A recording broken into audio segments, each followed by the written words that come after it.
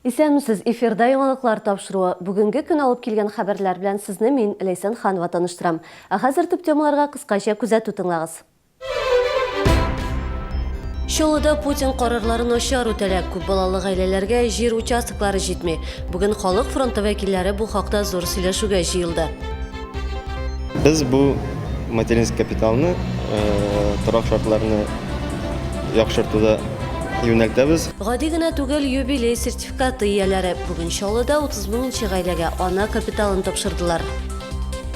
Чаллыда зур чүплек булмаячак, әмма Тагай полигонын рекультивация көтә. Шәһәр моның өчен күпме акча түләргә әзер. Безнең сюжетта. Чаллыда Путин карарлары начар үтәлә. Күп балалы гаиләләргә җир бүлеп бирү проблемасы елдан-ел катлаулана бара. Подсолнухи бистәсендә участоклар бетте. Хәзер шәһәрдәшләргә Сәмәкәй һәм Калмаш авылларыннан җир бүлеп бирәләр. Чаллыда 5 меңнән артык күп балалы гаилә бар. Аларның 4800-е җир алу исемлегенә кертелгән, әмма участоклар белән нибары яртысы гына тәэмин ителгән. Күп балалы гаиләләргә кагылышлы проблемалар җир мәсьәләсе белән генә шикләнми. Бүген бу проблемаларны Дәүләт Советы депутатлары, күп кенә министрлык, халык фронты вәкилләре күтәреп чыкты. Сәмәкәй һәм Калмаш авылларында күп балалы гаиләләр өчен барлыгы 64 гектар җир бүленгән. Бу 530 участок дигән сүз. Бу җир алуга чиратта торучыларның чиреген тәэмин итәргә дә җитми. Сәмәкәйдә җирләрне бүлә башлаганнар инде, әмма кайбер гаиләләр бу участоклардан баш тарткан.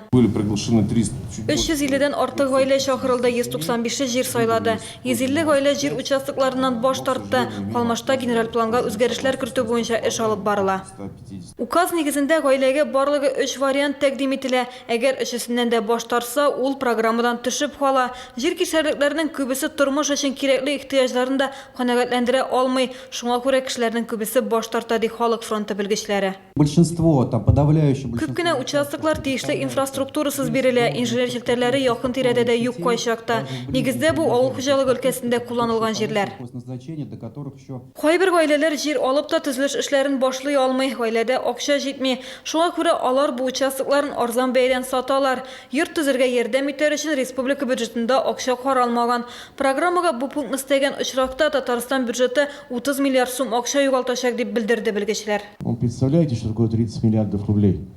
Я могу сказать, все то жилье, которое мы строим по программе социальной ипотеки, это очень приличная цифра, стоимость порядка 17-18 миллиардов.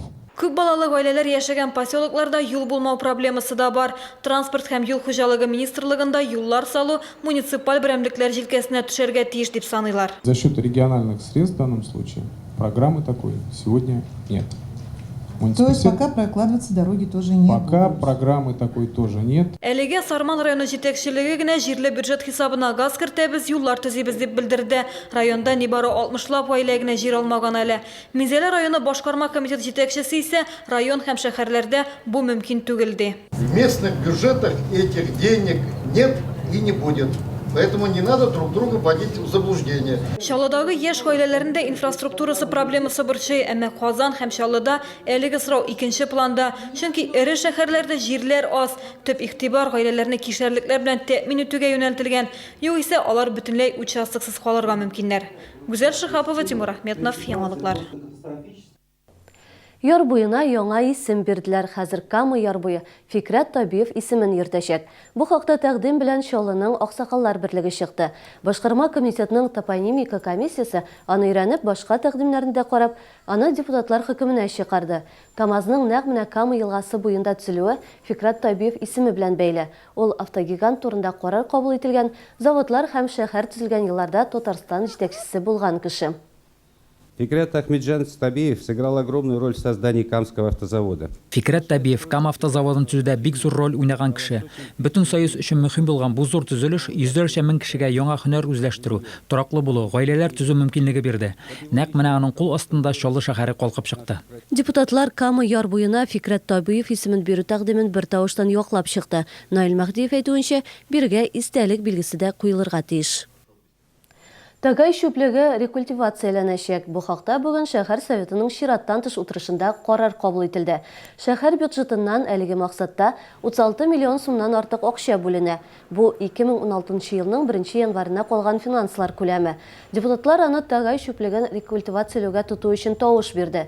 Ягъни полигон булган урынны җир белән каплаячаклар, аны чистартачаклар, туфрагын яраклы хәлгә китерәчәкләр дигән сүз. Проект 3 бюджеттан, федераль, республика һәм муниципаль берәмлек казналарыннан финанслана. В настоящее время заключены контракты. Бүгінгі күнде федераль һәм республика бюджетларынан бүленгән финансларны файдалану буенча контрактлар төзелгән. Рекультивация эшләрен төгәлләү өчен муниципаль бюджеттан акча бүленергә тиеш. Аны 36 миллион 600 мең сум күләмендә 2016 елның 1 январында бюджетта калган акча бәрабәренә түләргә планлаштырабыз. Рекультивация өчен федераль бюджеттан 68, республикадан 42 миллион сум акча бүленә. Полигон 2013 елдан бирле ябык исәпләнә. 2 ел элек бу урында зур чүплек булачак, калдыкларны башка төбәкләрдән дә китерәчәкләр дигән шау-шу купкан иде. Мэр Наил Мәхдиев әйтүенчә, бу сүзләргә нокта куярга вакыт. Полигон закрыт. Полигон ябык, хәзер анда рекультивация эшләре бара. Бүтән бу полигонны кулланмаячакбыз. Шолда бернинди мегачүплек тә булмаячак. Шәһәр советының чираттан тыш утырышы шомагына узмады. Депутат Владимир Васев даими комиссияләр эшчәнлегеннән канәгатьсезлеген белдерде. Утырышларда коррупция моментлары күп диде ул. Аның сүзләренә караганда, шәһәр өчен мөһим булган сорауларны тиешенчә хәл итү мөмкин түгел. Финансларның нинди максатта тотылуы, конкурс һәм тендерлар турында тулы мәгълүмат бирелми. Депутат муниципаль предприятиеләр эшчәнлеген тикшерү тәкъдиме белән чыкты. Я все-таки хочу, чтобы... Мин муниципаль предприятиеләр эшчәнлеген комиссиялар утырышларында тикшерүне яңартуны телим. Узган комиссияда 10 миллион сумлык кую сулары канализациясы буенча сорауны күтәреп чыктык. Тик җавап бирүче булмады. Бары тик канализациялар эшен башка предприятиегә гына тапшырдылар. Я просил в исполнительный комитет. Башкарма комитеттан кабул ителгән һәм үтәлүче программалар турында утырышларда тулы мәгълүмат бирүне сорыйм. Бу капиталь төзекләндерүгә дә, юлларны ремонтлауга да кагыла. Мэрияда яңа идарә, мәгълүмати сәясәт һәм җәмәгатьчелек белән элемтә идарәсе барлыкка килә. Ул шәһәрдә бердәм мәгълүмати сәясәт алып бару, шәһәрдәшләрне социаль мөһим сораулар белән таныштыру максатын күздә тотачак.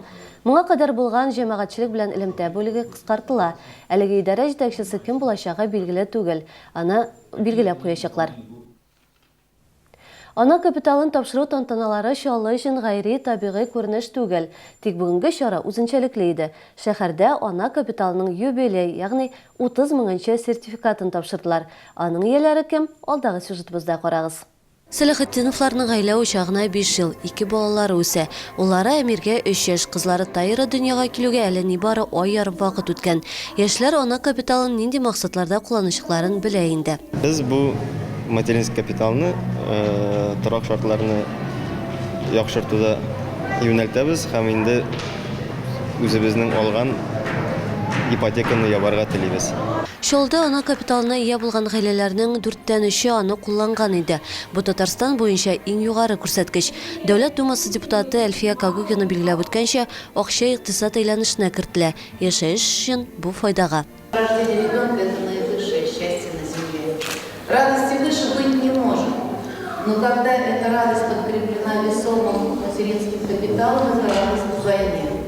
Вы сможете направить его на улучшение жилищных условий, на много других полезных для семьи дел. Тантаналар сарайында ана капиталын бүген 25 гаиләгә тапшырдылар. Һәм менә иң дулкынландыргыч мизгелләр – юбилей сертификаты ияләре билгеле.